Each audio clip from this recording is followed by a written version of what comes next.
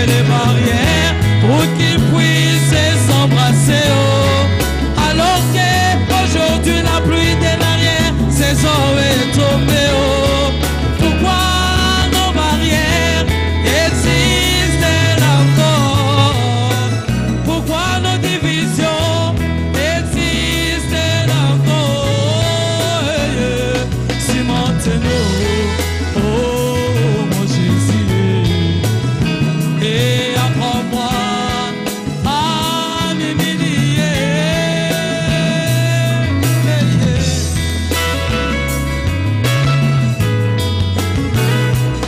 J'ai vu un homme qui est blessé, oh.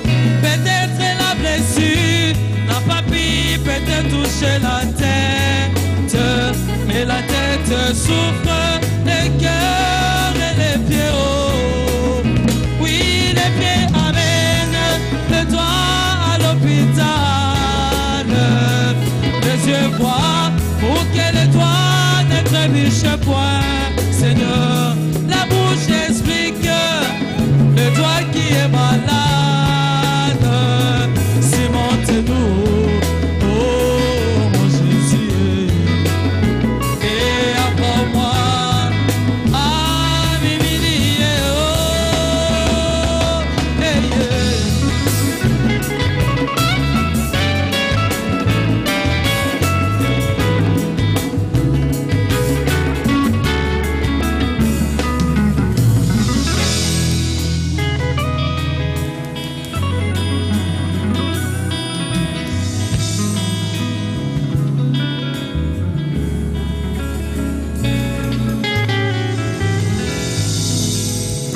Le pasteur Tanguy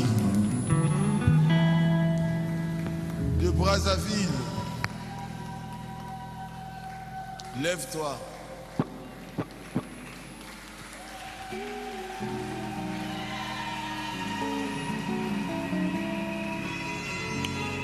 Acclamez très fort. Bobeta maboko makasi. Que Dieu te bénisse. Manabea, Tolongola Kabino, Bana Braza, Bako Kabino Terre. Veuillez vous asseoir. Merci. Rogo Banda.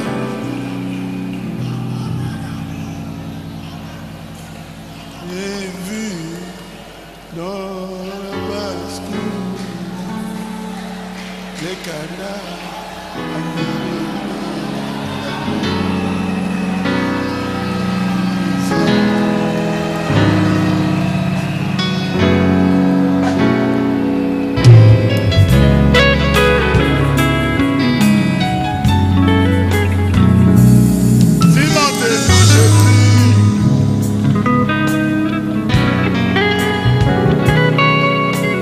Nous allons lire la parole de Dieu. Tokotanga ilobana nzambe. Levez-vous s'il vous plaît. Botelema. Acte chapitre 2. Misala na bantoma mokapo ya mibale. Le jour de la Pentecôte, ils étaient tous ensemble dans le même lieu.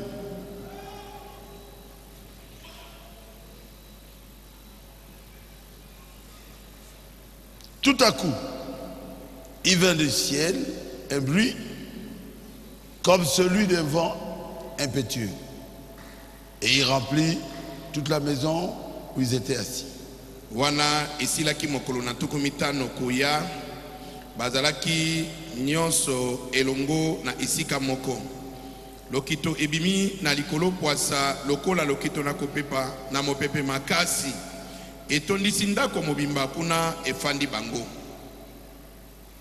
Des langues semblables à des langues de feu leur apparurent séparées les unes des autres et se posèrent sur chacun d'eux.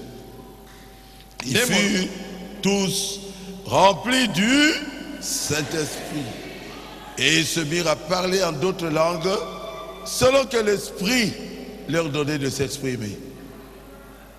Nde molokola moto emonani na bango ikabwani efandi moko moko na mutu na moto moko na bango. Bango nyonso batondaki na molimo santu mpe babandi kosola na nkota mosusu mpela moko molimo apesi bango maloba. Verset 7. Ils étaient tous dans l'étonnement et la surprise. Et ils se disaient les uns les autres, voici ces gens qui parlent. Sont-ils pas tous Galiléens? Bazalaki kokakatana mpe kokamwa mpe balobi ete tala ba oyo nyonso bazali kosolola awa bango bazali ba Galilée te. Et comment les attendons-nous dans notre propre langue chacun, dans notre langue maternelle?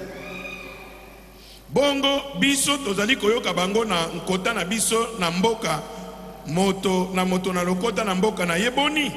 12.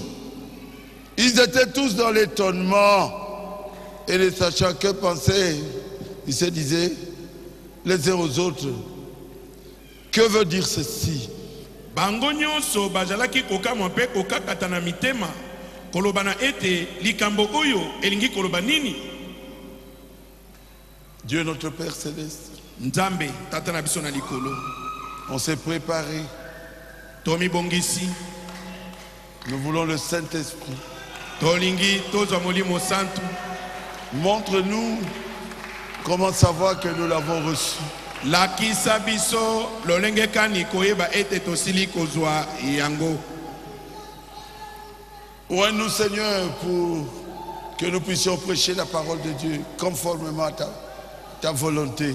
Pakola biso na ndenge kokinkolo po ete tote aliloba na Nzambe engebene na mokano na yo. Et pour que ton peuple soit béni. Pe po ete libota na yo bapambwama. Merci Seigneur. Na tondi onkolo. Pour les 2 jours sont passés, Pona mikolo mibale oyeleki, mercredi et jeudi, mokonami satope mokonami ne nous te remercions. totondi yo na yango. Sois loué, sois élevé. Yokumama, yo netolama.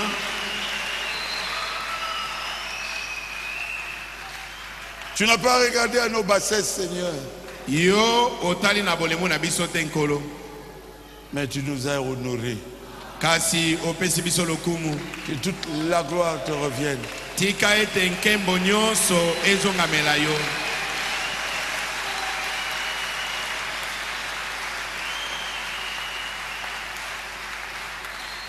Bénis-nous encore aujourd'hui, Seigneur, Pambola biso lisusu lelo nkolo.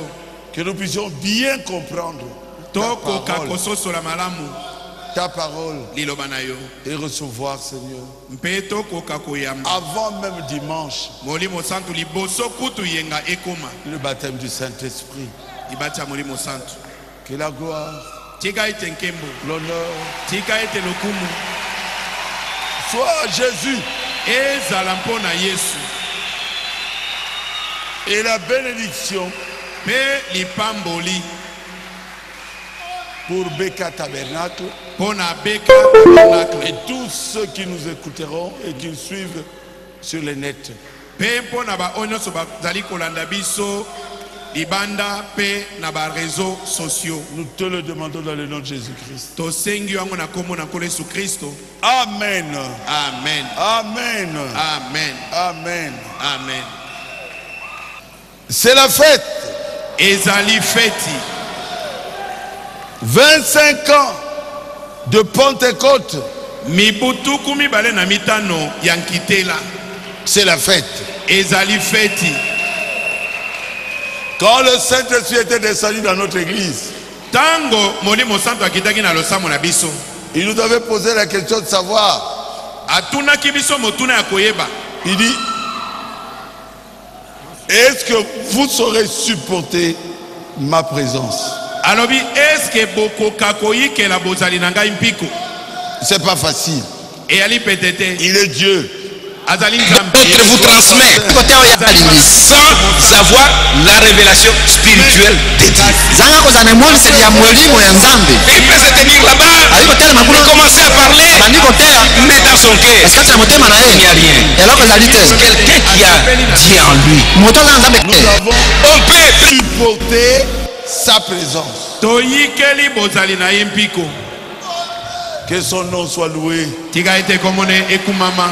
Il est au-dessus de toutes choses. Azali likolo na biloko nyonso. Il est au-dessus des anges. Azali likolo na banje.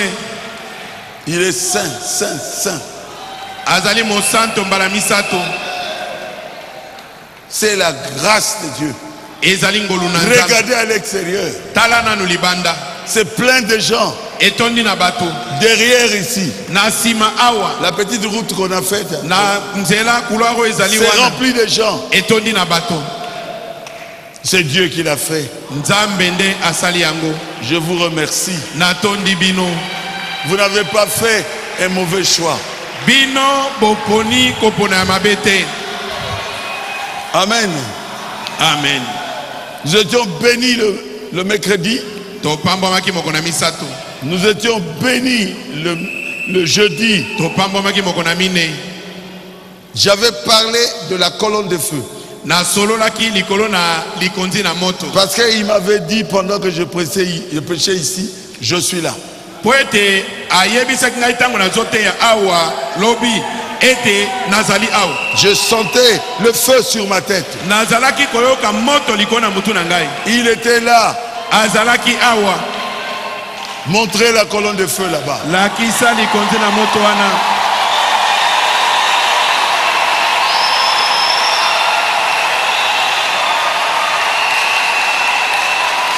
Il a envahi les gens. Azibi poye. Il a envahi Beka Tabernacle. Atondisi Beka Tabernacle. Il y aura encore d'autres photos qui vont venir. Ba photo mosusu ekoya. Parce qu'aujourd'hui encore, Po lelo lisusu. il est là. Azali awa. Il est là. Azali awa. Je vous affirme, Nazali kondimisa bino. il est là. Azali awa. Je voulais manger. Nalingaki nalia. Il a refusé. Aboyi nalia. J'ai pris un petit pain. Nazwi mwa Il likambo m'a dit moke. non. Non, Abi na ngai te. tu ne dois pas manger, je serai là. Alobi na ngai kolia te na kozala wana. Il est ici. Azali awa. Votre Dieu Zambe na bino. est ici. Azali awa.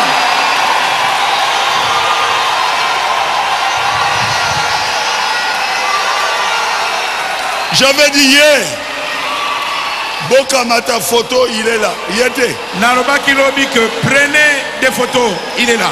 Est-ce qu'il n'est pas là? C'est lui. Le jour de la Pentecôte, Ezali ye oyo azalaka mokolo na à kitela. la chambre haute, Na eteni ya ndako ya likolo. était descendu Akitaki. et c'était subdivisé en morceaux. Pe amika bolaki ndambu ndambu. Il s'appelle Jésus-Christ. Kombo na ye ezali Yesu Le Kristo. plus beau entre 10 000. Oyo aleki kitoka na bakoto zomi. Tomama na yo, kumamba na yo, umela seko na seko.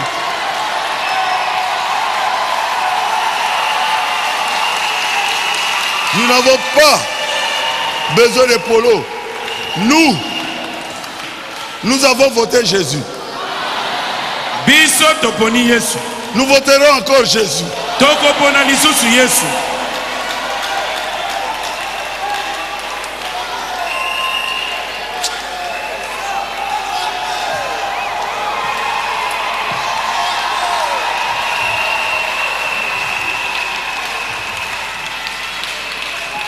Aujourd'hui, je vais prêcher sur comment savoir que tu l'as reçu.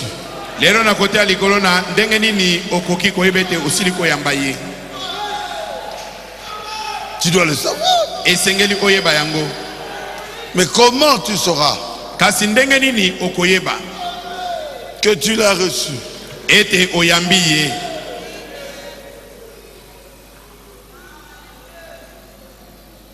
C'est la question. Motuna yango anande. Ah non. Ah non. Ote. La félicité, hein? Voyant que leur... Tu dois savoir que tu l'as reçu.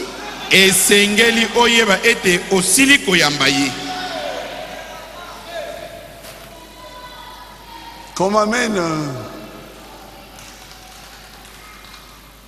la brochure du Saint-Esprit là. Non, tout. Tu dois savoir. Ah, ça se trouve ici. Ezali awa. Il faut que tu saches. Et sengeli oyeba. Je vais aller là-dedans, là-dedans. Il faut que ça pénètre. Nakokenda malembe malembe. Et sengeli ekota. Tu dois savoir. Et sengeli oyeba. Aujourd'hui, tu le sauras. Lelo okoyeba yango. Puisque c'est un enseignement, Loko les ali malakisi.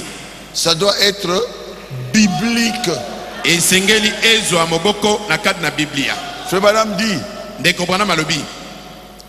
Et puis, après qu'on aura étudié ça avec les Écritures, Lisusu simana biso koyekola yango na makomi. qu'on aura expliqué par les Écritures, Simana biso kolimbola yango na nzela na makomi. en utilisant les Écritures Na kosalelaka makomi pour tout. pona nyonso. Et ceux qui ont besoin du Saint-Esprit s'avanceront pour qu'on leur pose les mains. Bongo ba oyo bazana bosenga molimo santu bakopusa na po ete batiela bango maboko. Tout enseignement doit être biblique. Malakisi nyonso esengeli kotongama na kad na Biblia.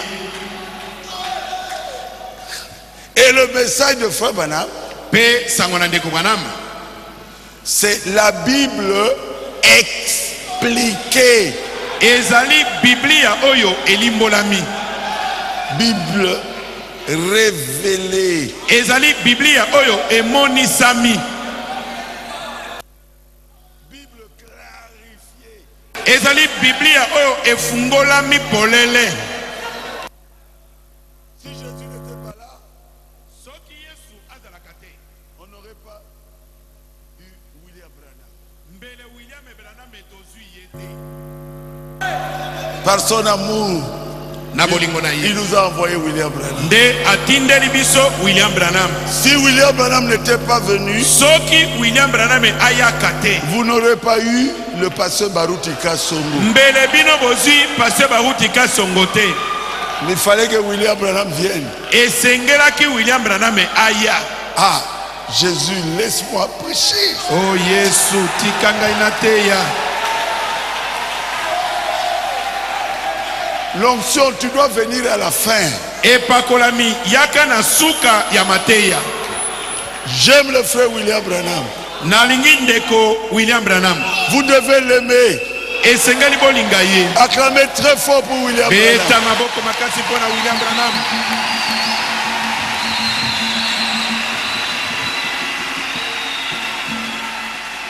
Je vais aller dans les Écritures, Nakokota kad na makomi. les Écritures saintes, la Bible. Makomi mosantu ya Biblia. Et je vais vous prouver que le message de frère Branham dit la même chose. Nakotali sabino ete sango na ndeko Branham eza koloba pe ndenge moko. Comment Ndenge ni savoir que tu l'as reçu? okoyeba ete oyambiye. Il y a des gens qui s'accrochent au baptême du Saint-Esprit sans sensation. Ezali na bato baza kotingama na libatisi ya molimo santu kozanga koningana. Tel que frère Branham l'a prêché dans Messieurs, quelle heure est-il? Hein? Atako ndeko Branham ate yango kat na litane mbuta mutu ngongani tokomi. Le baptême du Saint-Esprit sans émotion. Libatisi ya molimo santu kozanga koningana. Mais vous devez être sûr. Parce que le Saint-Esprit, si vous ne l'avez pas, vous n'irez pas au ciel. Kasi esengeli oyeba malamu. po molimo mosantu soko zali na yete okokota lola te. Alors que Frère Branham, il avait prêché ça en 1962. Natango yondeko bana mateke yango na mbubutuku motoba na mibale. Mais en 64, Kasi na mobutuku motoba na mine. Frère Branham prêche sur une question-réponse. Ndeko bana maza kote likolo na mituna pe biano. Et il dit, Pe aza koloba. vous ne pouvez pas recevoir le Saint-Esprit sans avoir une expérience lorsque cela arrive. Ete okokite ko yamba molimo santo ko zangete obike la lobiko moko boye tango molimo santo azako yela yo. Mais il détruit sans sensation. Il détruit. Esika wanande alongoli ya kozwa libati kozanga koningana. Qu'il avait dit 2 enfants. Oya lobaki mibumi bale liboso. Il dit, vous ne pouvez pas recevoir le Saint-Esprit sans avoir une émotion. Alobete okoki kozwa molimo santo te kozanga ete oningana. En 1964, Na mobutuku motoba na mine. vous devez prendre votre vie au sérieux. Esengeli o kamata bomo inayo na eyongi. Il y a un ciel à gagner. Ezali na lola moko to sengeli kosangola. Si je ne prêche pas la vérité, pourquoi Dieu confirme cela? Soki nazali kote asolo te pona nini nzamba zali kotatola yango. Ah, Jésus. Oh Yesu, La kisaba na yo. enseigne tes enfants.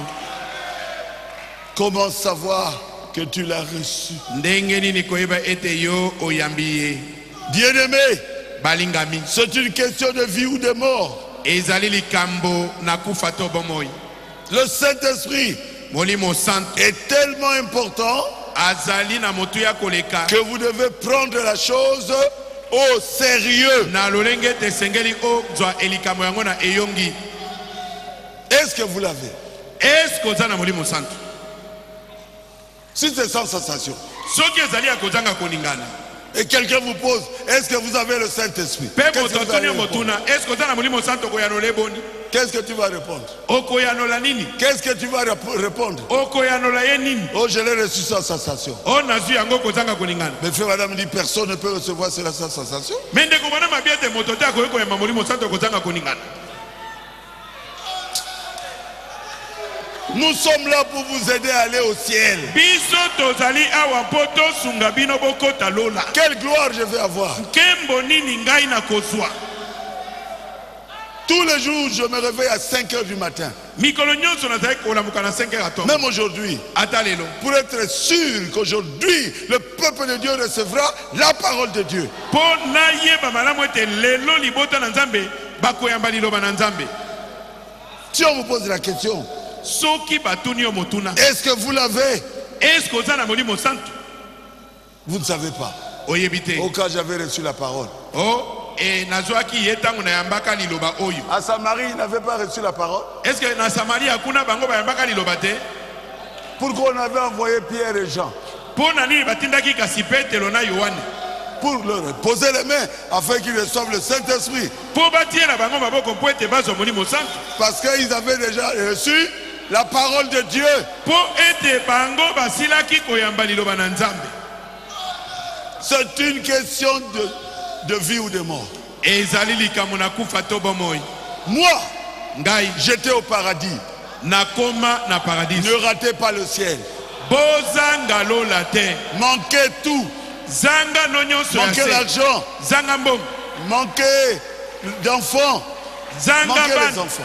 Zanga no bana. Manquez le mariage. Zanga na yo libala. Ne manquez pas le ciel. Kasi kozanga lola te. Quel bonheur. Esengo na bongo. Ah, Bosimbaye. À sauter Tiakoui. Quel bonheur. Esengo na bongo. Quelle joie. Esengo na bongo. Ici, c'est l'ombre des choses à venir. Oyo tozali kobikelawa. Ezali elilingi na makambo makoya. Mais la meilleure des choses est à venir. Kasi ya malamu koleka. Quoi? Nde tozozela. L'éternel.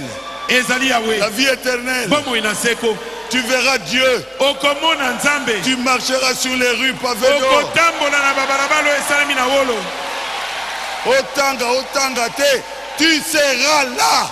Que tu aies étudié, que tu n'aies pas étudié. Okozala kuna. Pourquoi manquer ça? Pona nini ozanga yango? Moi, je ne discuterai même pas. Si j'étais vous, je ne discuterai pas. Je veux la voir. Je veux être sûr.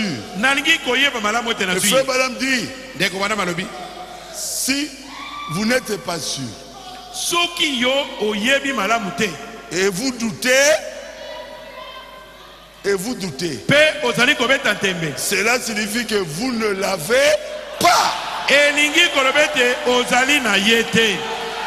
Moi j'ai un costume, j'ai une veste. Je veux lui dire, donne-moi ta veste, ton abakos. Alors je deviens fou. Si vous l'avez la chose, vous l'avez. Vous savez. Il se manifeste. Il est dans le cœur. Il vous donne la joie. Il vous donne la paix. Même dans les tribulations. Il est là. Il est là. Pour vous consoler. César était fâché. Alors que les chrétiens étaient dévorés par des lions. Et il est allé voir les chrétiens. Le reste des chrétiens. C'est les lions ne mangent pas la tête. Ils mangent ici et le reste.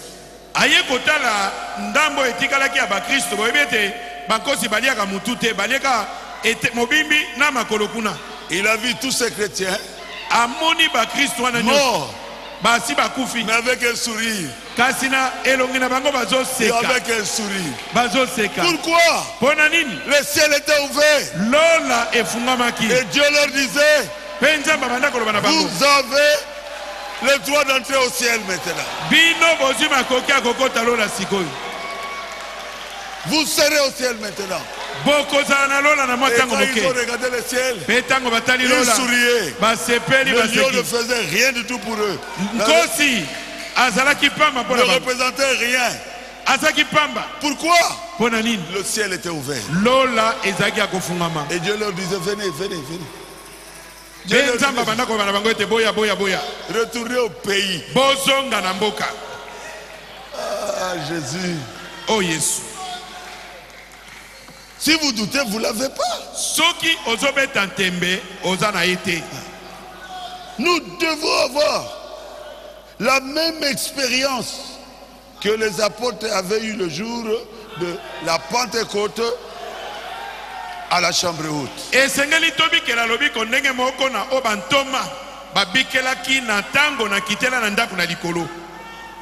Nous sommes une église chrétienne. Nous avons débuté le jour de la Pentecôte. Notre Saint-Esprit doit être semblable à ce que les apôtres avaient fait là-bas.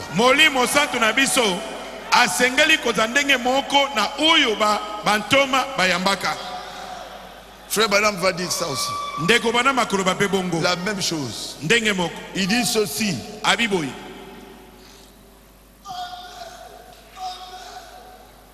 Chaque fois. Aujourd'hui, cette écriture s'est accomplie. Prêché en 1965. Mais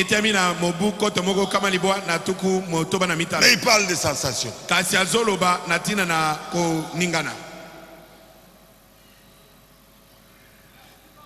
Il dit ceci. Chaque fois que l'Esprit ait jamais reçu, que l'Église ait jamais reçu le Saint-Esprit, il vient toujours comme il le fit la première fois.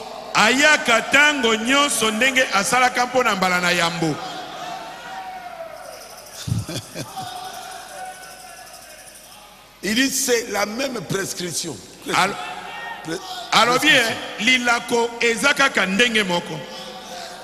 On doit voir la colonne de feu. Est-ce que vous avez vu la colonne de feu?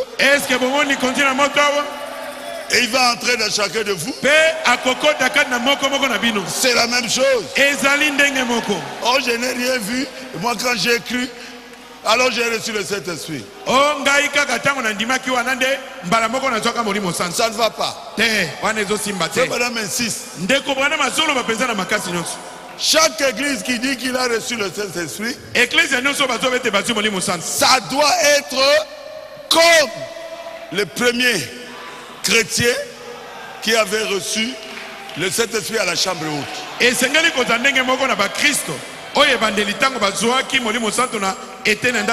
Quelqu'un peut dire Amen. Amen. Amen. Amen. Amen. Amen. Amen. Ça ne change pas. Oh, chez nous, c'est sans sensation. Mais qui a fabriqué une telle chose? Nous devons avoir la même expérience.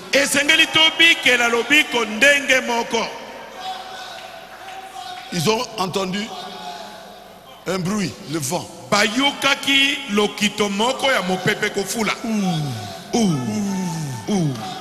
Souvent ce vent, j'entends ça ici.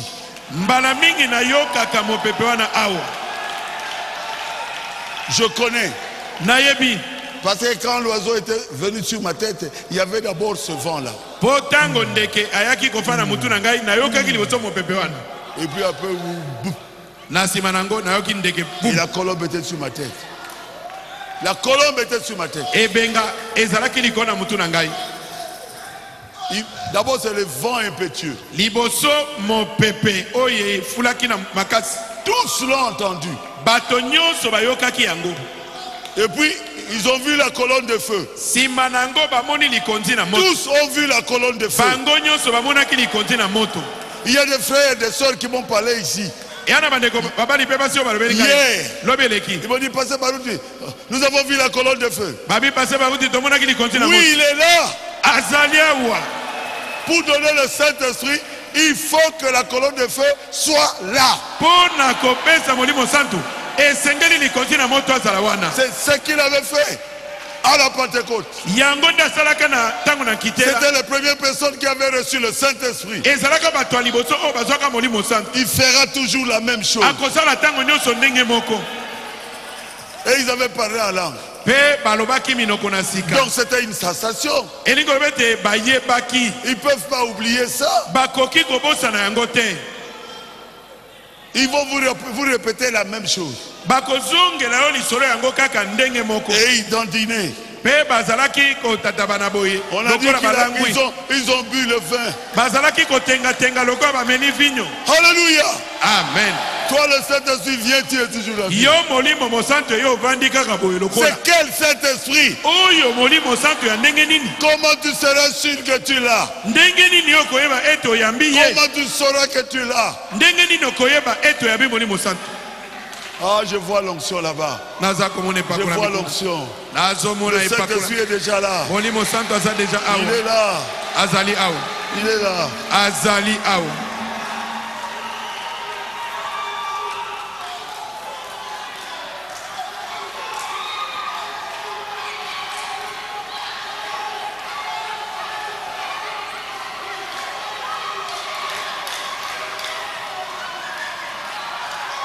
Prenez acte 8.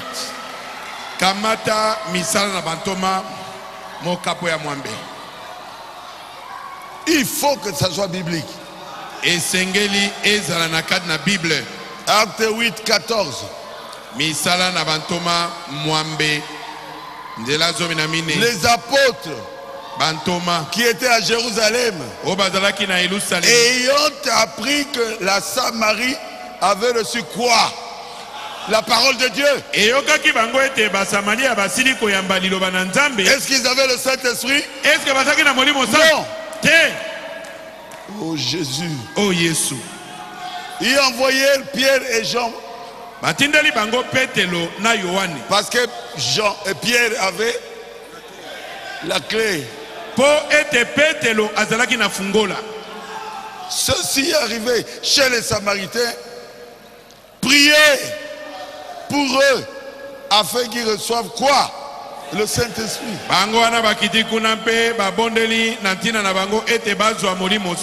C'est écrit dans vos Bibles. Quand ils avaient reçu la parole de Dieu, vous pensez que vous les dépassez? Ils avaient le message de l'heure. Avec Paul comme messager.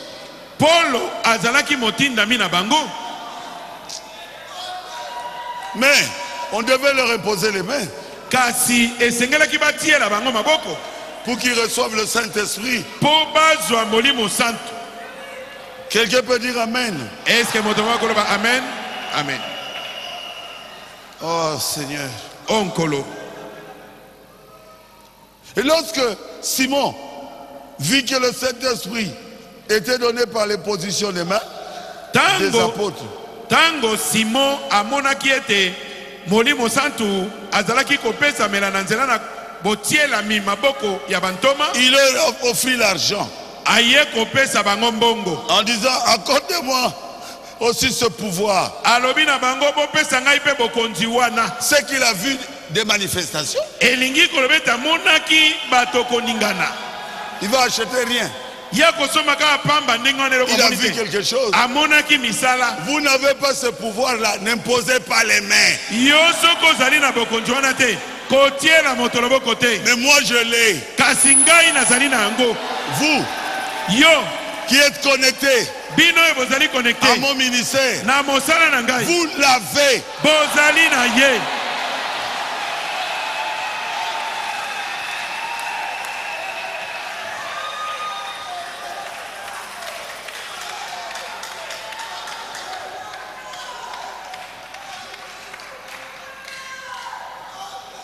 Ça c'est deux, hein?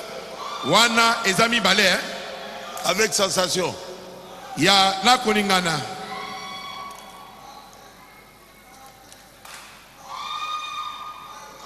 Alors maintenant, dans acte 10. Tokenda siko na misala bantoma zomi. À Césarée. Na mboka Césarée. Il y avait à Césarée un homme nommé Corneille. Kuna na Césarée ezalaki na mobali moko kombo na ye Coloneli. Centenier veut dire gradé, officier dans l'armée italienne. Azalaki mokonzi na mapinga ya ba soda ba Italia. Cet homme était pieux et craignait Dieu. Mobali wana azalaki mosambeli nzambe pe mosemwi. Avec toute sa maison. Elongo na ndaku na ye mobimba. Il faisait beaucoup d'aumônes au peuple. Ye azalaki pe kokabola babola mbongo mingi. Et priait Dieu continuellement. Pe azalaki kobondela nzambe tango nyonso. Quand vous faites du bien aux enfants, aux hommes, aux enfants de Dieu, tango yozo saela bato bola mubana mike mikolo bato na nzambe, Dieu voit. Nzambe aza komona. Même si vous ne priez pas avec nous, ata soki osambela kana bisote, Dieu voit. Nzambe azali komona. Et Dieu dit ça c'est un homme bon. Pe nzambe akolobete moto ya moto malamu. Alléluia. Amen. Il faut qu'il entre au ciel. Esengela kota na lola. Si c'était un démon, n'allait pas vouloir. Soki ezaki moli mabembe na ndimite. Il dit ça c'est un homme bon. Abi oyo aza moto malamu. Il doit entrer au ciel. Esengela kota na lola. Pour entrer au ciel, Pona kokota na lola. un ange ne peut pas le sauver. Mwanje akoko bikisa yete. Va à Joppé. Abi kenda na Joppé. Appelle Pierre. Benga Petelo. Alléluia. Amen. Dieu sauve l'homme par un autre homme. Nzambe abikisaka moto na nzela moto mosusu. Pas à travers un ange. Na nzela mwanje te. Si Dieu travaille avec un homme, vous vous rejetez, vous n'êtes pas béni. Soki nzambe azosala mosala na moto, yo oboyi moto yango okopambola mate. Moi j'étais à Joppé. Ngai nazaki na Joppé. Je vis la maison de Pierre. Na moni ndako ya Petelo. Avec le lac de Tibériade. Avec le grand lac qui est à côté. Na ebeke monene wana Tibériade. Et l'ange parle de ça. Pe mwanje azolobela pe likamone beke wana. Dieu te connaît. Nzambe ayebi yo. Il connaît ta maison. Ayebi ndako na yo. Il connaît la rue. Ayebi balabala na yo. Il connaît ton nom. ayebi kombo na yo. Si quelqu'un d'autre ne connaît pas ton nom, mais Dieu te connaît. Ata moto na mokili ayebi kombo na yo te, Nzambe ayebi yo. Dieu connaissait Pierre. Nzambe ayebaki Petelo. Est-ce que Pierre avait fait une année primaire? Est-ce que Petelo akotaka ta kelasi ya première primaire? Deuxième primaire. Akotaki deuxième primaire. Mais Dieu Kasi Nzambe le connaît. ayebi ye. Il ne regarde même pas tes diplômes. Atala kata diplôme na yo te. Il connaît ton adresse. Ayebi adresse na yo. Parce que tu es son enfant. Po yo ozali mwana na ye. Prédestiné à aller au ciel. Oya bongisami pona kokenda lola.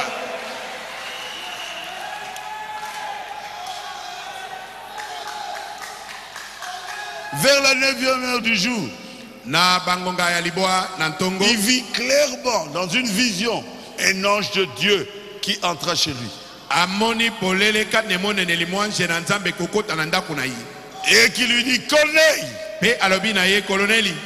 Les gars fixés sur lui. Et saisi de foi, il répondit, Miso na mwanje likolo na ye azwi mwa nsomo pe ayanoli. quel Seigneur? Ezali nini kolo? Et l'ange lui dit, tes prières et les aumônes, tes aumônes sont montées devant Dieu. Mwanje alobi na ye ete mabondeli na yo mpe makabo na yo etombwa mikino liboso na Nzambe. Et il s'en est souvenu. Mpe amikaniseli yango. Moi, quand je vois un pauvre, je ne le laisse pas passer. Ngai tango namonaka mobola nalekisaka ye te. Des fois, je donne à mes cachants pour que les gens ne voient pas. Mbala mosu napesaka nazobomba na mpo bato bamona ngai À te. cause de ça. Na ntina na likambo. Vous donnez à un pauvre, Yokabeli mobola. c'est à Dieu que vous donnez. Opesi nde Nzambe. Vous donnez à un serviteur de Dieu, Opesi mosali na Nzambe. c'est à Dieu que vous donnez. Opesi nde na Nzambe. Vous donnez à un enfant de Dieu, Opesi na mwana na Nzambe. vous donnez à Dieu. Okabeli Nzambe. Amen. Amen. Qu'est-ce qu'il lui dit? Alobi na nini? Envoie maintenant des hommes où? À Jopé. Abitinda sika oyo batokuna na Jope. Et fait venir qui? Simon, surnommé Pierre. Bebenga Simona oyo babengi Petelo. Il est logé chez un certain Simon, corroyeur, tanneur. Il dit, Asalakaba. Non.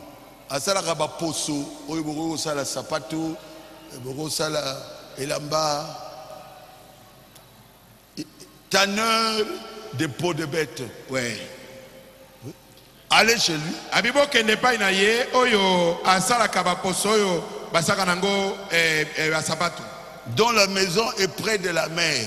Ndako na ye ezali pembeni na ebale. C'est pas possible. Quelle précision. Alobi polele bondenge nini. Quand j'étais sorti de la maison de Pierre, Tango na mengi na ndako na Petelo. je regarde, Natali boy. mais c'est la mer. Namoni Ah, mai tu étais avec monene. moi. Namoni mai monene. Tu étais avec moi. Ozaki na ngai. Nous étions entrés dans cette mer-là Tokotaki pe na mai yango. et ton sac était descendu dans Pe l'eau. passeport na yo ezindaki tina se na mai. Et on est allé prendre ça, c'était même pas mouillé. Pe bakei kozwa passeport yango epoli C'est vrai? atate. Eza solo. Moi, je marche avec les miracles. Ngai na tambola kana bikamuseli. Tu as vu toi-même Omonaki omoko. que l'ange a dit la vérité. Mwanje awa lobi solo. Quand vous sortez de la maison de Pierre, vous voyez la mer. Tango kako Le bimina Tibériade. na ndako ya Petelo omoni ebeke wana ya Tiberiade. Dieu connaît ta maison. Nzambe ayebi ndako na yo. Dieu connaît ton nom. Nzambe ayebi kombo na yo. Toutes les prières que vous avez déjà faites, que vous ferez, Dieu l'écoutera. Mabondeli nyonso yo aussi osala. Na oyo kosala. Nzambe akoyoka yango. Il est Dieu. Azali Nzambe. Mais sois bon. Kasi zala motema Ne sois malamu. pas méchant. Kozala na motema na kanza te. Et quand Pierre est venu, Bongo tango Petelo aye. c'est loin.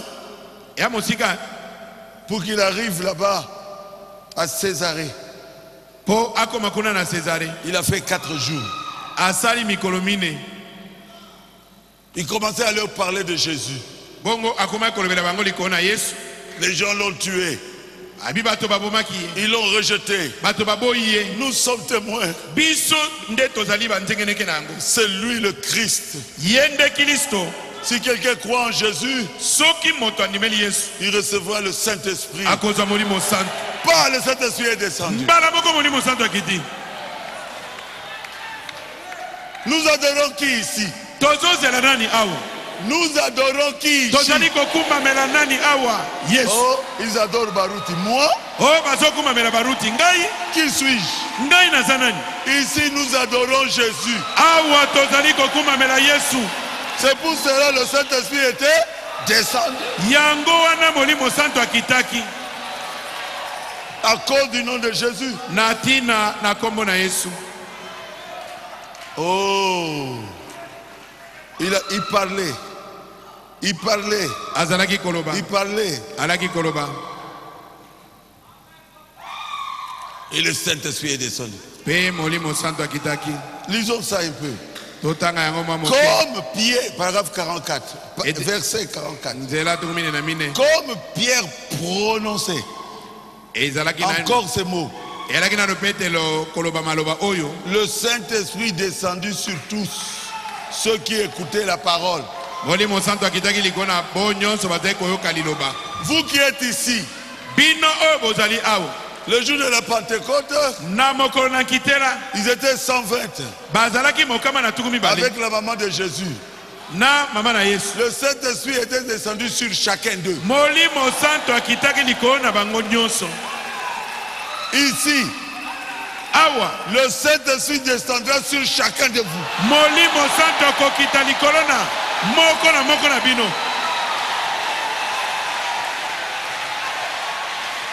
C'était que des travailleurs de Corneille.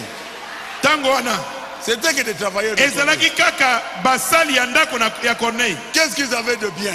Eloko nini ya malamu bango bazaki Qu'est-ce nango? qu'ils avaient fait pour être spirituels? Rien. Eloko nini basalaki mpo bakoma bato ya molimo? Comme la grâce de Dieu était là, Lokola ngolu na Nzambe ezalaki wana. comme Pierre prononçait encore ces mots, Lokola Petelo ezalaki nanu koloba le maloba oyo. Saint-Esprit descendu sur tous ceux qui écoutaient la parole. Molimo mosanto akitaki likolo na bo nyonso bazaki koyoka liloba.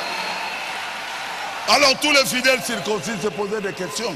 Bongo bandimi nyonso oyo bakatama ngenga bakomi komituna mituna. Oh, c'est pas possible. Oyo eza likambo nini? Le Saint-Esprit est aussi répandu sur les païens. Molimo santo ayi kosopa mpe likolo na bapagano. Ils ont appelé ça quoi? Babengi yango nini? Saint-Esprit. Molimo santo. Ils n'étaient même pas circoncis encore. Naino kutu bakatamaki nanu ata ngenga te. Car ils les entendaient parler en langue Po ete bayokaki bango koloba monoko na simi noko et na glorifier Dieu. mpe kosanjola Nzambe. Et vous êtes là? Bongo yo molimo santo akiti ozaka Tu vas dire que j'ai reçu le Saint-Esprit? okoloba ete nazwi molimo santo. Oh, C'est quel Saint-Esprit? wana molimo santo ndenge Quand nini? il était descendu dans la maison de Corneille, Tango akitaki na ndako na Corneille. il y a eu des alléluia, Ba alléluia ezalaki. des gloires à Dieu, Ba gloire à Dieu ezalaki. des merci Seigneur, Merci Nkolo. de parler en langue Bazaki koba minoko na sika et glorifier Dieu. mpe kosanjola Nzambe. Est-ce que c'était sans sensation? Est-ce que koloba ete ezalaki kozanga koningana? Car on les entendait parler en langue et glorifier Dieu. Alors Pierre dit, peut-on refuser l'eau du baptême à ceux qui ont reçu le Saint-Esprit aussi bien que nous, donc comme nous? Bongo Petelo ayi koloba ete est-ce que tokoki koboyela mai na libatisi na kopekisa molimo santo na batoyo basili koyamba molimo santo lokola biso? Donc le Saint-Esprit est descendu là-bas exactement comme eux le jour de la Pentecôte. Elingo bete molimo santo akitaki kuna ndenge bango bazwaki yango na mokolo na nkitela. Quelqu'un peut dire Amen? Amen. C'est la Bible, on doit dire Amen à la Bible. Ezali Biblia. Na Biblia tokoloba se Amen. Vous voulez qu'on continue? Bolingi tokoba. Acte 19. misana bantoma zomi na libwa. Paulo était arrivé à Éphèse. akomaki na Efesi. Il a trouvé des gens qui étaient là-bas. Akuti bato bazalaki wana. Ceux qui avaient reçu la parole de Dieu. Bato basilaki koyamba iloba na Nzambe. Il leur posa la question, avez-vous reçu le Saint-Esprit depuis que vous avez cru? Atunaki bango motuna, est-ce que bino bozi molimo santo uta bino bondimela? Ils ont dit, ah. Bango babi, ah. Dans notre église, on ne prêche même pas le Saint-Esprit. Na losambo na biso batia kakutu molimo santo te. Nous n'avons même pas entendu dire qu'il y a un Saint-Esprit. Totikala pena nukoyoka te kolobete molimo mo santo Il y a moko des zala. églises qui ne touchent pas à ça. Ezali na masambo basimba kayango te. Alors Paul dit, Bongo Paul alo. Jean a baptisé du baptême de repentance. Yohana bataki na libatisi ya kobongola motema. Disons au peuple de croire en celui qui venait après lui, c'est-à-dire Jésus. Koloba na bato ete bandimela yo azaki koya sima na ye eli kolobete Yesu. Quand le nom de Jésus, Po ete na komo na prononcé, Yesu. Tango komo na Yesu esakolamaki. ils ont accepté, ils furent baptisés au nom du Seigneur Jésus. Bango bandimaki pe babatiami na komo na kolo Yesu. Et lorsque Paul a dit, ah non, vous avez accepté Jésus, c'est fini. C'est fini. Paul alobaki te ete lokwa bino boyambili loba bondimeli kolo Yesu Kristo esili. Non. Te. Lorsque Paul leur eut imposé les mains, Tango Paul aye kotiela bango maboko. oh Jésus, Oh Yesu. ça vous fait du bien? Ekosa bino malamu ha. Le Saint-Esprit vint sur eux. Molimo santo akitaki liko na bango. Amen. Amen. C'était sans sensation. Yalai kotanga koningana. Il parlait en langue Balaki koloba minoko na sika. et prophétisait. Balaki kosakola. Ils étaient combien? Balaki boni. 12. Zomi na babale. C'est seulement 11 qui avaient reçu. Kaka zomi na moko pa mande bazwaki. Tous les 12. Bango nyonso zomi na mibale.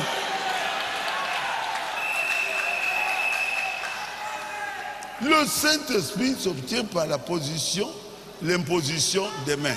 Molimo mosantu bazwaka ye na nzela ya koyamba kotiela maboko na moto. Ah non, frère Barouti. Ate ndeko Où est-ce baruti. que frère Baram l'a dit? Ndeko bana mabi yango nini? Tout ça, Nyonso oyo na komia.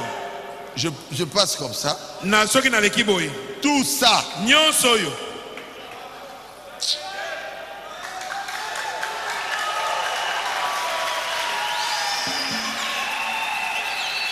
je vais lire quand même quelques places. Nakotanga bisika mosusu.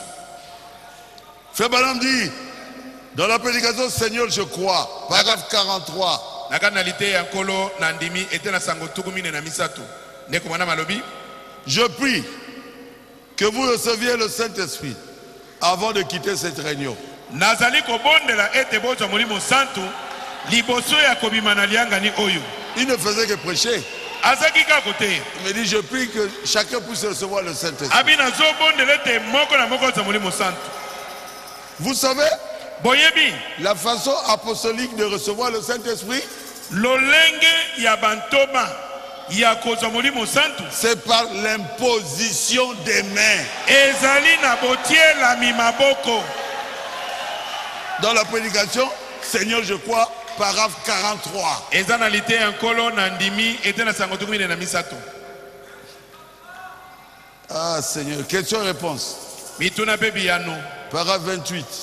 Question 28. Motuna tuku mibale na mwambe. Est-ce que le Saint-Esprit est toujours donné par l'imposition des mains? Batuni, est-ce que molimo santo apesa melaka na kotiela moto maboko? Les disciples ont fait cela. Baye koli basalaka yango. Pierre, Paul et les autres. Petelo, Polo na ba mosusu. Est-ce que cela est toujours possible aujourd'hui? Est-ce que koki pe kosala makaka bongo lelo? Paul l'a reçu de cette façon-là. Polo azwaki yango na lolenge wana.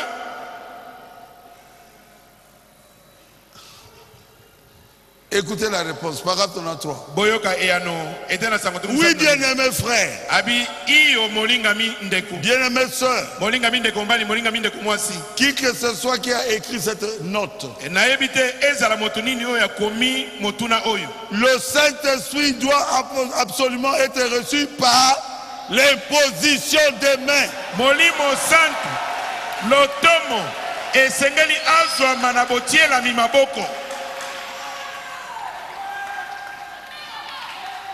Amen. Amen. Para 320, toujours la même chose.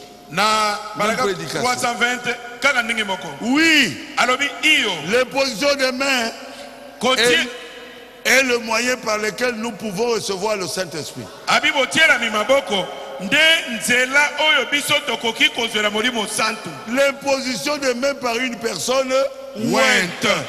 Botielami maboko na moto oyo apakolami. ebele nyonso natanga te.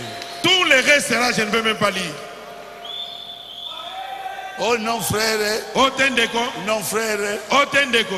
le Saint-Esprit ne se donne pas par l'imposition des mains. Molimo santo apesa melaka na botiela maboko te. J'ai là à peu près 25 citations. Nazali na likolo nango pene na bitena tsango tukumba na mitano.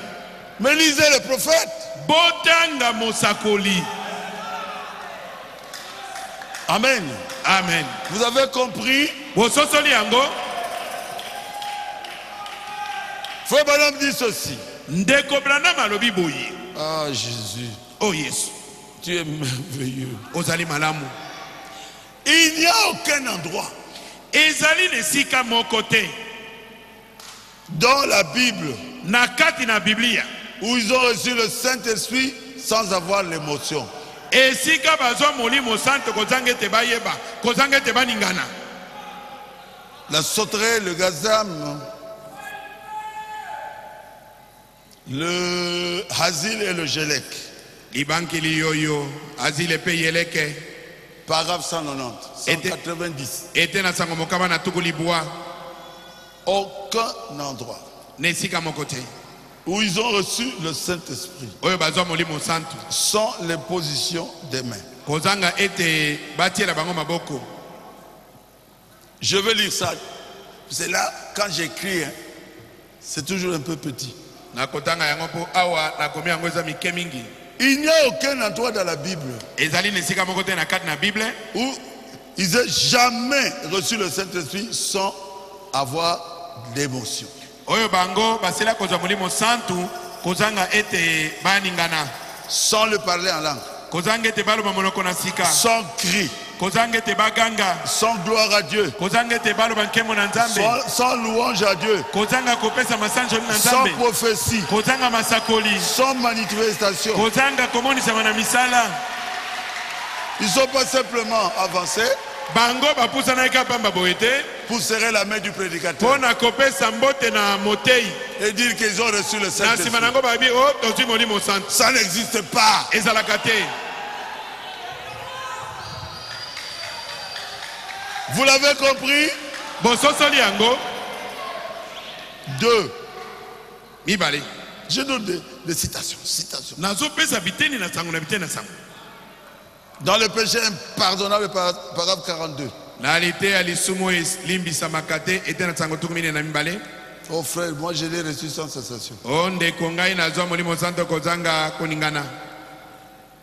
Ne nous trompez pas. Koya kokosa biso te. Il est dit ceci. Elobami boye. Quelque chose est arrivé à cet individu Eloko moko ekomeli moto oyo. qui a expérimenté en lui Oyo abikeli kati na ye. ce qu'il n'avait jamais trouvé nulle part ailleurs. Oyo atikala nanu te kozwa bisika mosusu na mokili.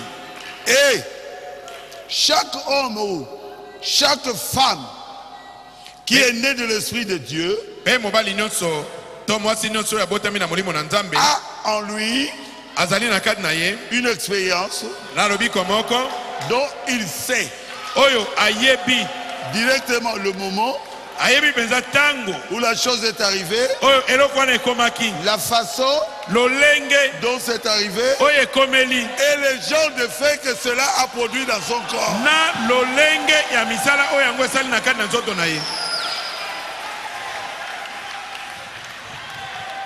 Je suis un prédicateur, oui. Est-ce que naza motei iyo? Un enseignant, oui. Est-ce que naza molakisi iyo?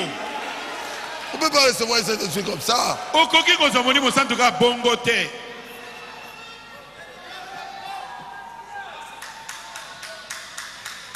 Ah, vous avez un Dieu merveilleux. bozali na nzambe moko ya malamu. Est-ce que vous aimez Jésus? Est-ce que bolingi Yesu?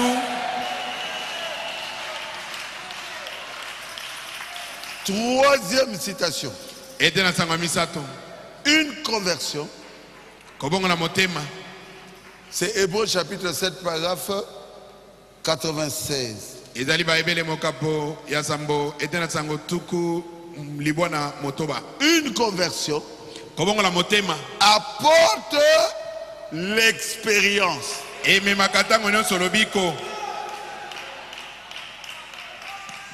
Vous ne pouvez ici,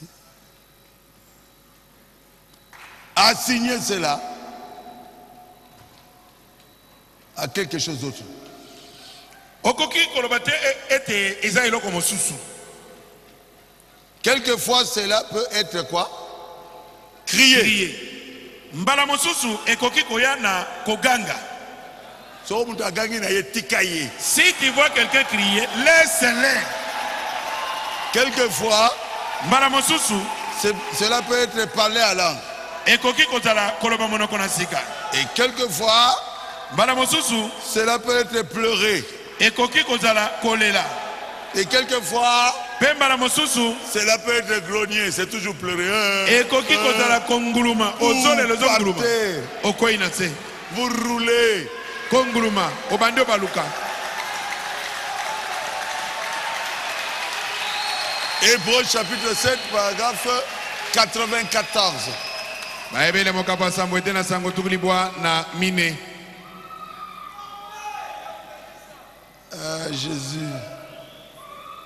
Dans question-réponse numéro 1, Na mituna pe biano motango liboso.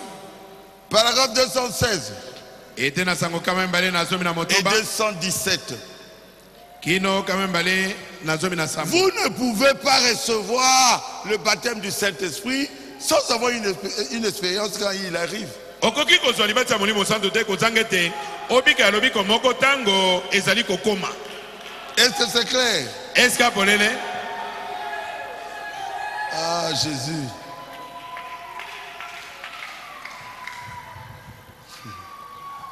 Il dit, vous devez avoir une expérience Abiete esengeli obike la lobiko. pour savoir que vous l'avez reçu. Pona koyeba ete oyambiye. Si vous n'avez pas d'expérience, comment vous saurez que vous l'avez reçu? Soki obike ya lobiko te okoyeba boni ete yo oyambiye. Vous êtes content? Bosepeli Vous l'aurez aujourd'hui. okozwa molimo santu lelo.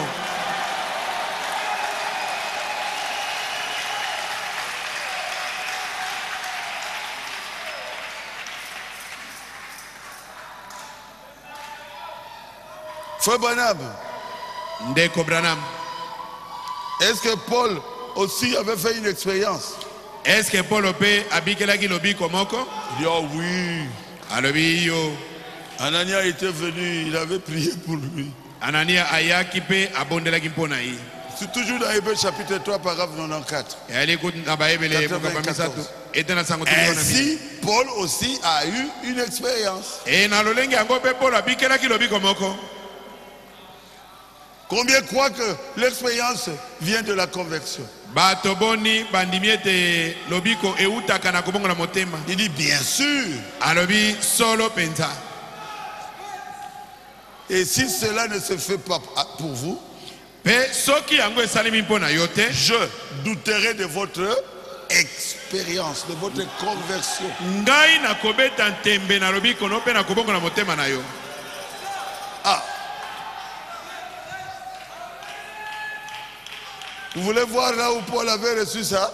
Bolingi komona bisika Polo ayambaki molimo santu. Je crois que c'était acte 9. Hein?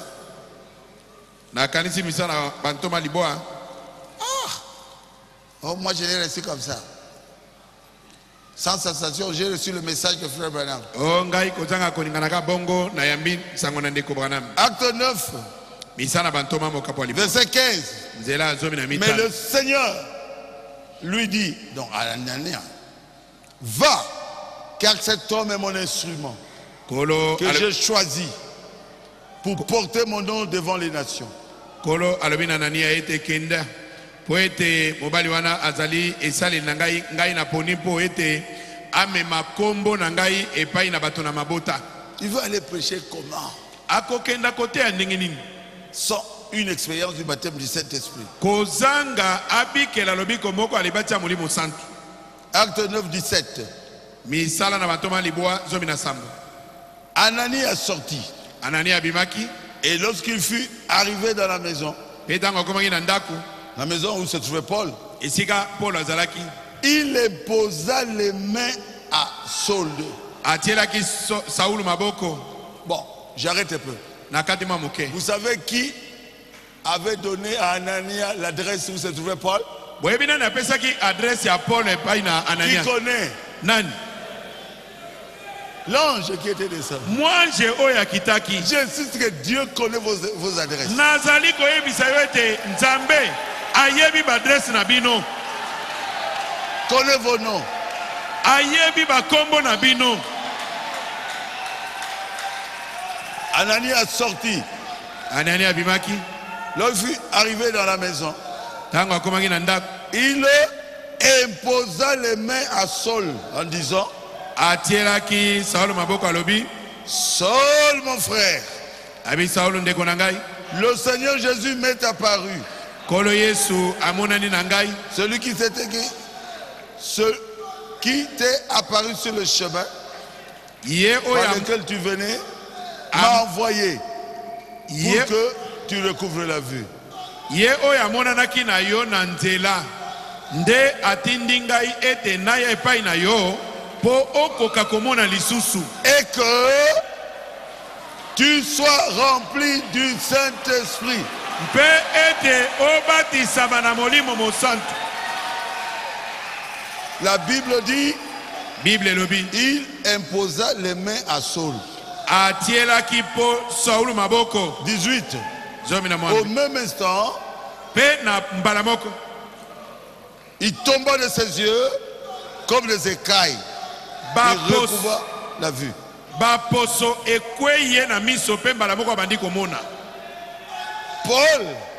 Paul a fait une expérience qu'il n'oubliera jamais. Anania n'était pas plus grand que Paul. Et personne ne parle d'Anania après ceci. Soyons humbles. Mais Paul a dit, c'est Anania qui m'avait imposé les mains pour que je reçoive le Saint-Esprit.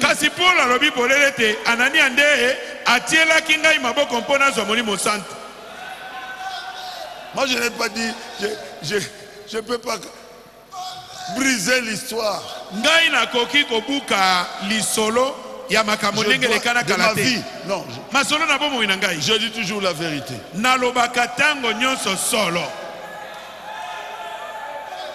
Ah, frère Branham. Oh, Dego Branham. Et toi-même, est-ce que tu avais reçu le Saint-Esprit? Est-ce que tu as reçu le Saint-Esprit? Ah, Pasteur Baruti Tika. Ah, Mokenge Baruti laisse. Noir, moto moindo, pauvre, mobola, mal habillé, alata bilamba ya mabekutu, noir, moto moindo, m'a imposé les mains. Atieli ngai maboko. Je suis tombé par terre. Na kwei na mabele. Je roulais par terre. Na baluki na mabele. Je roulais. Na baluki. Moi Branham, le noir est venu sur moi. Moto moindo na eliko na ngai. Est-ce que tu as reçu le Saint-Esprit? Est-ce que yosi molimo santu? Je ne savais pas que j'allais trouver cela là-bas. Mais j'ai reçu la chose que je cherchais, la chose que je manquais. Si j'étais blanc, quelqu'un qui peut dire à une blanche, au Brésil, lève-toi. Je m'attendais que quelqu'un quitte la chaise roulante. Et elle quitte la chaise roulante. Mon problème c'est ma peau. kokoso ngai nazali nango Mais frère eza Branham, loposo na ngai ya mwindo. mais frère Branham Kasi ndeko Branham a eu le Saint-Esprit azwaki molimo santu à travers un noir. na nzela ya moto moindo.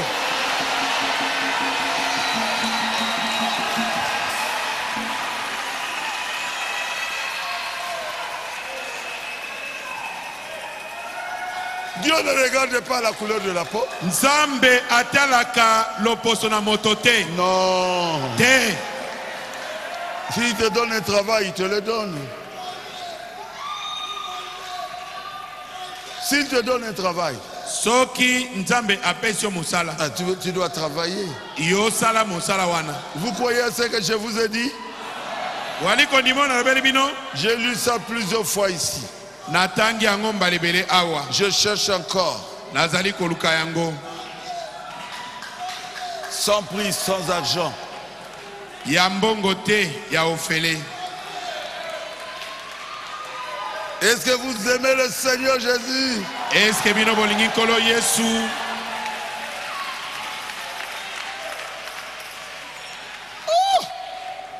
Un Dieu merveilleux. Nzambe moko ya malamu.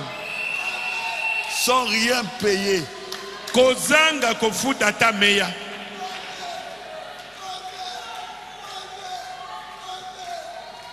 Et frère Branham était tombé par terre.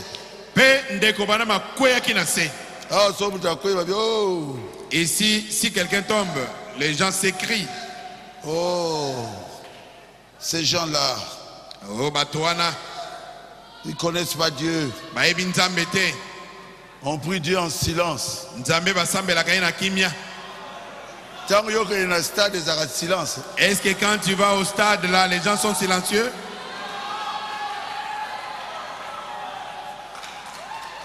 Là, tu cries, Kuna ogangaka,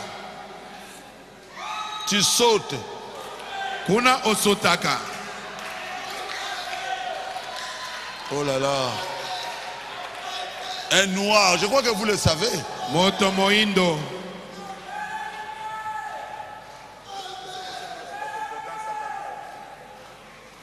Ça se trouve ici. Hein? Cherchez-moi ça.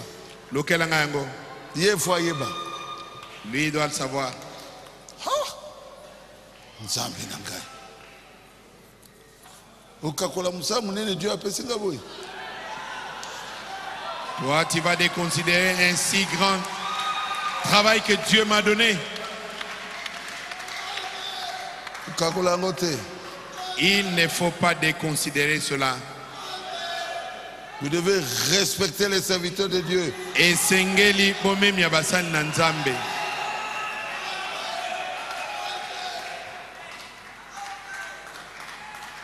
Amen.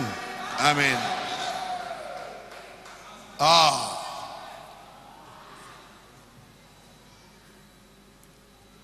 Sans prix, Ya mbongo te, sans argent.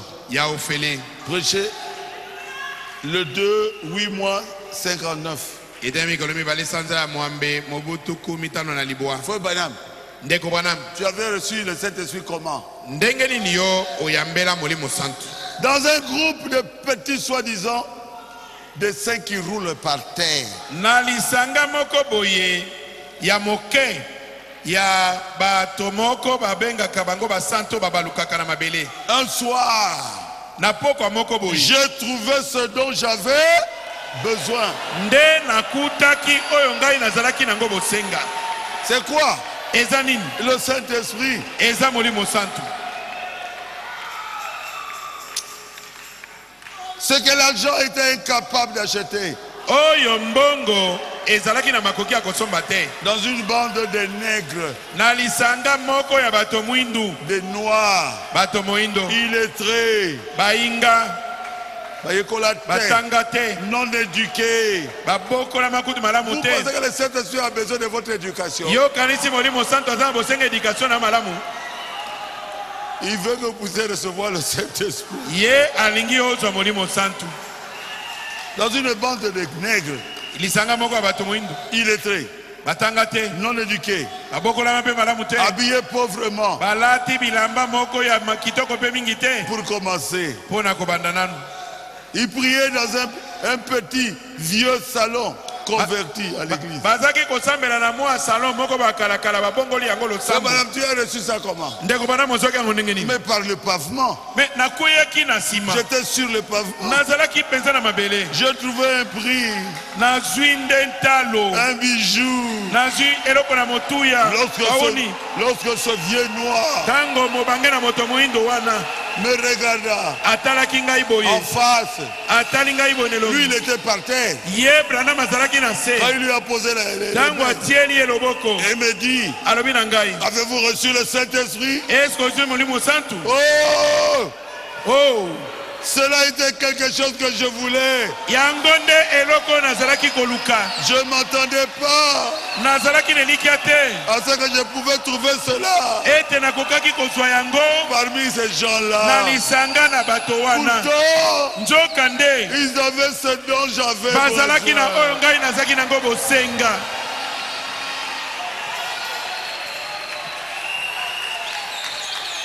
Et sa belle-mère, mpe mama bokelo na ye la maman de Hop avait critiqué cela. mama ya op atongaki likambo Dieu l'a tué. nzambe abomaki Ne critiquez pas Beka Tabernacle. kotonga beka tabernacle te C'est risquant. ezali likama mpo na yo Barouti, baruti toi aussi tu as reçu le Saint-Esprit? eske yo bozwa molimo santu Oui, iyo oui. iyo J'étais baptisé nabatisamaki dans l'église pentecôtiste. na lingomba pentekotiste Et il me disait, baza koloba na ils m'ont ngai dit, babi na ngai tu dois acheter un drap. esengeli osomba dra moko ya pembe Quand tu sortiras, ntango yo kobima na mai on va jeter le drap sur toi. bakobwakela yo dra wana Alors tu vas recevoir le MPV, nde mpeve ekokitela yo le Saint-Esprit. molimo santu J'ai dit, c'est écrit où? natuni bango ekomami wapi Je n'achète pas ce drap. nabi na bango na kosomba dra wana te Bien que c'était l'église pentecôtiste. atako ndenge ezalaki lingomba ya pentekotiste Aujourd'hui, c'est Cadeco. lelo ezali Cadeco. kadeko C'est ça? KDC. eza kdc À cette époque, on disait KDS. na ntango na baza kobenga ngo kadez Et quand j'étais sorti, c'était en Gilles, ezalaki na ntini une grande église ezalaki losambo moko monene qui est là jusqu'aujourd'hui. ti lelo ezali wana Et quand je suis sorti de l'eau, ntango nabimi na mai ils ont prié pour moi, recevez le Saint-Esprit, tout ça. babondeli mpo na ngai babi yamba molimo santu J'ai vu les femmes, quand on jette les draps, alléluia. namoni basi mosusu babwakeleka dra boye abandi kotuntuka mpe abambani na mabele Je suis sorti ngai nabimi sans sensation.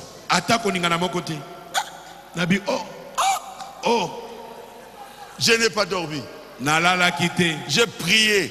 nabondeli Seigneur, pourquoi tu ne m'as pas donné le Saint-Esprit? kolo mpo na nini opesi nga molimo santu Et te la nuit, il m'apparaît dans un songe. na butu aye komonana na ngai na ndoto J'ai vu la colonne de feu namoni likonzi na moto qui me parlait dans une langue inconnue. azolobela ngai na monoko moko eyebani polele te Je dis, Seigneur, nalobi nkolo je ne connais pas cette langue. nayebi monoko wana te La colonne de feu est devenue une colonne de feu en croix. likonzi na moto ekomi likonzi na moto kasi esali ekurusi Est-ce que Frère Madame avait fait une expérience comme ça? eske ndeko bana mabikelaki lobiko moko bongo iyo Lui, il avait dit, monsieur, ye alobaki mbuta mutu je ne comprends pas ta voix. La langue. naza kososola lokota na yo te La colonne de feu est devenue une croix d'or. likonzi na moto mpe yaye Le feu. ekomaki mpe ekurusu ya moto Exactement la même chose. ndenge moko na Je ngai ne connaissais pas le message. nayebaki nanu sango na ntango te Il dit, alobi tu es mon serviteur. oza mosali na ngai Un serviteur de Dieu mosali na nzambe doit avoir un endroit pour la prière. asengeli kozala esika moko mpo na kobondela Quel songe! oyo ndoto ndenge Il nini me sort de ma maison. abimisi ngai na ndako na ngai Il me tient la main. asimbi ngai na loboko Il est un peu comme un Indien. azalaki mwa moke lokola indien Les boye cheveux jusque-là. na suki kino na mapeka Et il m'amène. amemi ngai Il m'amène. amemi ngai Il dit, tu prieras ici. alobi na ngai okobanda kosambela Nous awa sommes descendus Nous étions descendus nous deux. tokitaki biso mibale na Et ye lui, ses pieds ne touchaient pas le sol. kasi ye makaka na ye bande kosimba mabele te Il avait la robe blanche. alaki na mokoto ya pembe Personne ne peut monter ça. moto moko te Peut enlever akoki ça kolongola de nga moi. yango C'était le début. wana ezalaki ebandeli Dans Zambé Malamu. na nzambe malamu Oh mon Dieu. o mon dieu J'ai dit, je veux le Saint-Esprit. nalobi nalingi molimo santu Et j'ai gêné 3 jours. mpe nakilaki bilei mikolo misato Et j'ai levé mes mains. natomboli maboko na nga likolo Seigneur, kolo envoie le Saint-Esprit. inda molimo santu mbala moko J'ai commencé à parler en langue. nabandi koloba monoko na sika Je me suis tenu debout. natelemi J'ai loué Dieu. nalaki kokumisa nzambe C'est une expérience que je ne peux pas oublier. ezali lobiko moko nakoki kobosana te Un jour, mokolo moko j'étais dans ma maison, nalaki na ndako na ngai à Ndolo, na ndolo une maison en étage, ndako moko ya etage avec beaucoup de frères. C'était le 4e jour de jeûne. na bandeko ebele ezangi moko na mine ya kokila bilei Et il m'appelle mon serviteur Barouti. abengi ngai mosala nga bauti Va dans la chambre. kota na chambre Je suis allé dans la chambre. nakoti na chambre Il était là. azalaki wana La grande colonne de feu. likonzi na moto La grande colonne de feu. likonzi na moto ya monene Il était là. alaki wana Frère, sans sensation, bandeko lobete Ah kozanga non. koningana te je n'ai pas de doute. naza na ntembe te J'ai vu Dieu namoni nzambe et il m'a enveloppé. mpe azingeli ngai J'étais devenu de pierre. nakomaki lokola libanga ya marbre Et il me parlait à une langue inconnue. mpe azalaki koswana ngai na Il lokota m'a moko donné yebali te 3 clés. apesi ngai bafungola C'est ce misato que vous voyez. yango nde bozali Tu komona es serviteur de Dieu. wali mosali na nzambe Tu prêcheras l'évangile. okote ya sango malamu Tu as le don de guérison. oza na likambo na kobikisa Les babeli malades seront guéris. babeli bakobika Quand les fausses doctrines entreront ntango dans ce badoktrine message, ya lokuta ekota na sango oyo tu prieras le yo Seigneur. okobondela nkolo Moi, ngai je t'aiderai à ôter cela dehors. nakosunga yo mpo obimisa yango libanda Est-ce que j'ai fait j'ai fait une expérience? eske Oui, nabikeli lobiko iyo je l'ai vu. namoni ye Il m'a parlé. asololi na ngai Je ne peux pas oublier ça. nakoki kobosana yango te Aujourd'hui, lelo c'est ton jour à toi. ezali mokolo na yo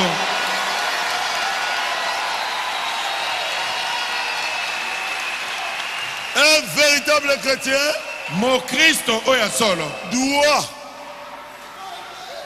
avoir une expérience. asengeli kobika ya lobiko Sinon ça sert à rien. epamba soki bongo te eza nango na ntina te Oui. iyo Pourquoi prier mpona nini si kobondela on n'ira pas au ciel? soki okota lola te Le Saint-Esprit, molimo santu c'est la vie éternelle. azali bomoi na seko Le Saint-Esprit, molimo santu si vous ne l'avez pas, soki bozangi ye vous n'irez pas au ciel. bokokota lola te Amen. amen Amen. amen Vous croyez à cela? bino bondimi yango Frère Branham a dit un jour, je dis aux gens, ndeko bana mabi ete mokolo moko nalobelaki bato la colonne de feu est ici. ete likonzi na moto ezali awa Ah, j'ai dit, mais il a parlé comme moi. nabi me alobi mpenzaka lokola ngai Je veux vous lire ça. nakotangela bino yango Il a dit, la colonne de feu est ici. abi likonzi na moto azali awa Dans question-réponse sur le sceau. na mituna mpe biano likolo na bilembo Paragraphe 36. ete na sango tuku misato na motoba Il dit, alobi il y a des limites ndelo ezali à ce que l'esprit humain peut supporter. ndelo ezali na oyo molimo na moto akoki koyikela mpiko Mais la colonne de feu, quand ça apparaît, kasi likonzi na moto ntango ezali les gens kobima tombent, roulent, tout ça. bato bakokweya babaluki na mabele Il dit ceci. abi boye Vous voyez, bomoni et quand vous arrivez ntango bwali kokoma au point où vous restez assis na mosando oyo bozali kotika kovanda pendant 1 heure, ngonga mobimba paralysé ya kobukama par la présence de Dieu, na bozali na nzambe par la colonne de lumière na likonzi na pole qui est suspendue là devant vous, oyo etelemi wana liboso na bino vous ne pouvez pas rester comme ça. okoki kotika bongo te Quelque chose doit se passer. eloko moko ekosalema Question-réponse sur le sceau. etona mpe biano likolo na bilembo Paragraphe 38. ete na sango tuku misato na mwambe La colonne de feu est ici. likonzi na moto azali awa Vous croyez à cela? eske bondimi yango amen Vous croyez à cela? Amen. Alors recevez. Bongo sikobo yamba molimo santo.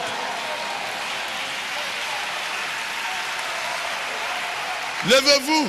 Botelema. Recevez le Saint-Esprit. Bozo molimo santo.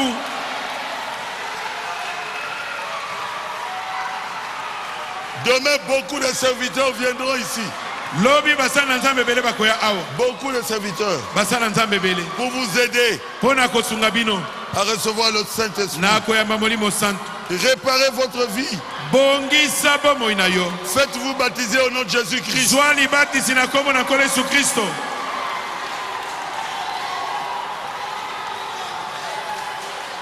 Arrangez avec vos ennemis. Bongisa makambona bato boyoka na kana bango te. N'ayez pas d'ennemis. Kozala nenemi te. Ayez simplement des amis. Yo zala bobele na baninga. Sinon vous n'aurez pas le Saint-Esprit. Pamba te okozanga molimo santu. Qui veut recevoir le Saint-Esprit? Nani alingi kozo molimo santu. Recevez le Saint-Esprit. Yamba molimo santu. Maintenant même. Sika sikoyo peza. Soyez remplis. Boton disama. Soyez remplis. Boton disama. Soyez remplis. Boton Aidez ces disama. gens. Aidez ces gens.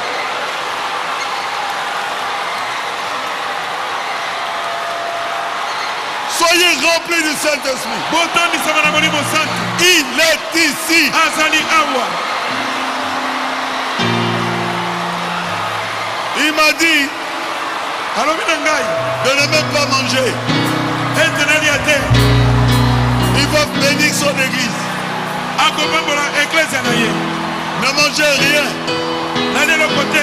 Il va bénir son église. Koni le côté akobambola. Soyez bénis. Bobambola ma. Soyez remplis du Saint-Esprit. Bobambola ma.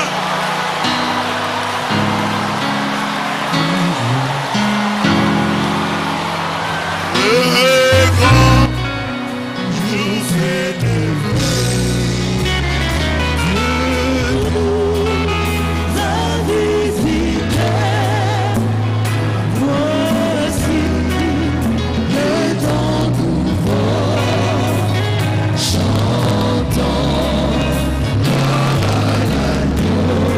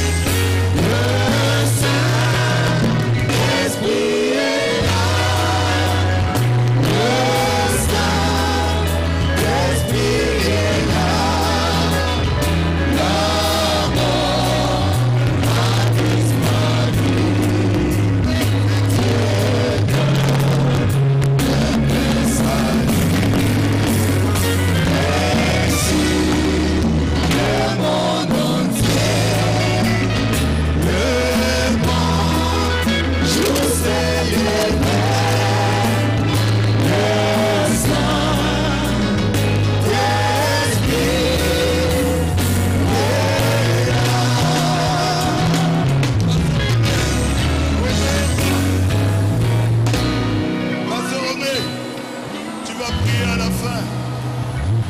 Je sens que moi aussi je suis ivre du Saint-Esprit. Demain, les serviteurs de Dieu seront ici. Ne manquez pas. Venez. Ils vont vous aider. Ils vont vous montrer comment recevoir le Saint-Esprit. Que Dieu vous bénisse. Le grand consolateur viens remplir tous les cœurs, l'esprit de vérité nous met en liberté. Il nous fait des prisons.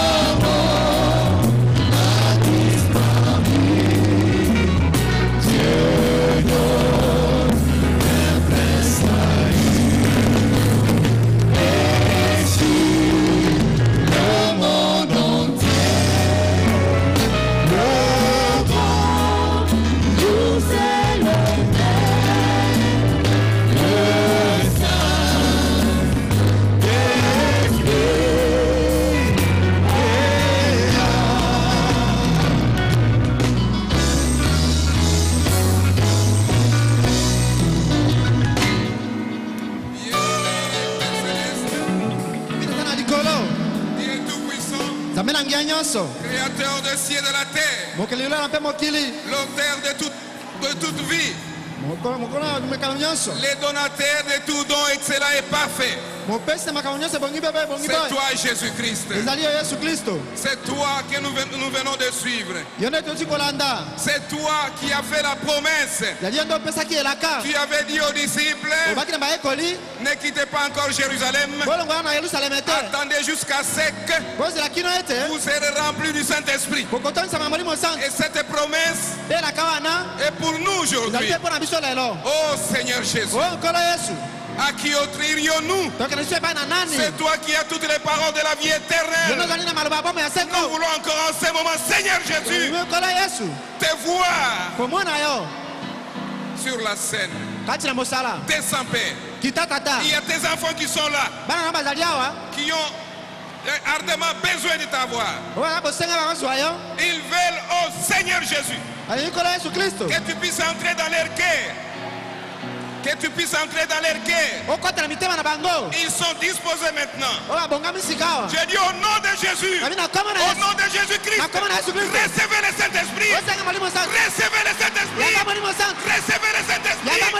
Recevez le Saint-Esprit. C'est la promesse. Il est présent. Recevez-les. Recevez-les. Au nom de Jésus. Au nom de Jésus. Oh Seigneur Jésus. Nous croyons que tu es au rendez-vous. Que tu es au rendez-vous maintenant. Et que tu es capable de remplir chaque cœur. Recevez le Saint-Esprit. Recevez le Saint-Esprit. Au nom du Seigneur Jésus. C'est la promesse. Recevez-les. Au nom de Jésus. Au nom de Jésus. Au nom de Jésus. Recevez le Saint-Esprit. Oh, merci Seigneur Jésus. Puisque tu n'as jamais manqué au rendez-vous. Chaque fois qu'on évoque ton nom, toi, tu es toujours présent. Et nous croyons, Seigneur Jésus, que tes enfants ce soir, ils ont reçu le Saint-Esprit.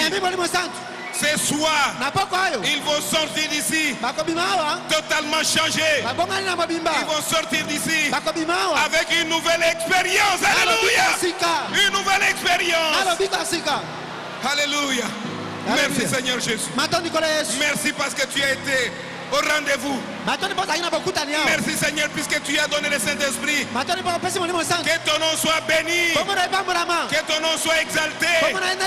Que ton nom soit élevé au siècle des siècles. Puisque tu es Dieu. Tu es Dieu. Et tu ne changes pas. Les mêmes hier, aujourd'hui et pour toujours. Si à ce moment-là, tu avais donné le Saint-Esprit aux gens, aujourd'hui, tu es là. Tu es au rendez-vous. Pendant que Pierre prononçait encore la parole, le Saint-Esprit était descendu. Et nous croyons, Seigneur Jésus, quand ton serviteur prononçait la parole ici, le Saint-Esprit était descendu. Alléluia. Alléluia. Alléluia. Merci Seigneur Jésus. Merci Jésus. Merci. Merci Seigneur. Puisque tu es au rendez-vous. Merci Seigneur Jésus. Pour avoir donné le Saint-Esprit. Merci Seigneur Jésus. Pour tous les biens que tu fais pour cette église. Merci Jésus. Que ton nom soit exalté à jamais. Au siècle des siècles. Dans le nom de Jésus-Christ. Amen. Amen. Amen. Amen.